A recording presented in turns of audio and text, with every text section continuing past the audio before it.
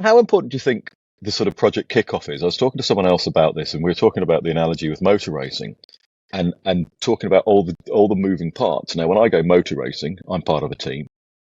Our end goal is to do as well as we possibly can, to make sure that we're there at the end in the best possible position. So we actually work backwards. And I know over the years we spoke about getting the team together, involving people, making sure people have a clear clarity on what it is that's actually been delivered.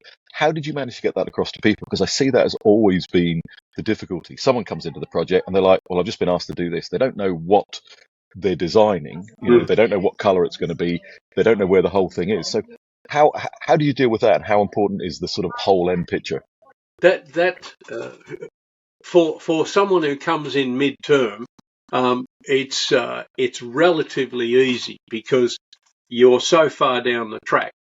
For some, from the absolute start of the project, sometimes it's a little more difficult because you've usually got a team of people that you've never met before. You don't know what their history is, but you have to spend time with them to find out. You have to find the ones that, they're the world's greatest. You have to find the one where the guy, like it would be nice if I was in Florida at this point. You have to be able to identify the people in your project.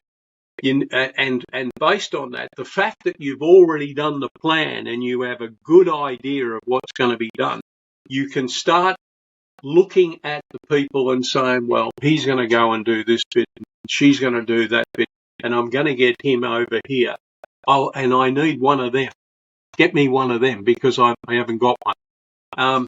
And then you can sit down with the people, the individuals. You start off with a group session where they talk about what has to be done, blah, blah, blah.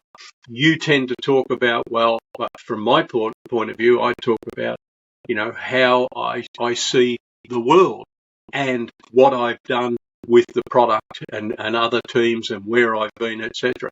And then I always used to finish off with a situation that said, you guys need to understand from my perspective, here's the deal. My job is to make enough space with the customer and everything else so you can do your job. I'm not going to do your job for you. You don't do mine for me. And the reason for that is you can't run with the fox and hunt with the hounds. That's just not on. It's not possible because that's how we get big screw-ups. Now, if you don't like something that I'm doing, then you come and sit down and talk to me so that I have the opportunity to explain what I'm doing and why I'm doing it, and you may better understand where you fit in that picture. And if you don't like it,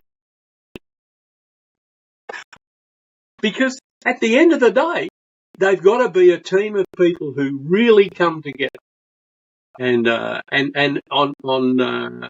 in the US at OUC, we really had that.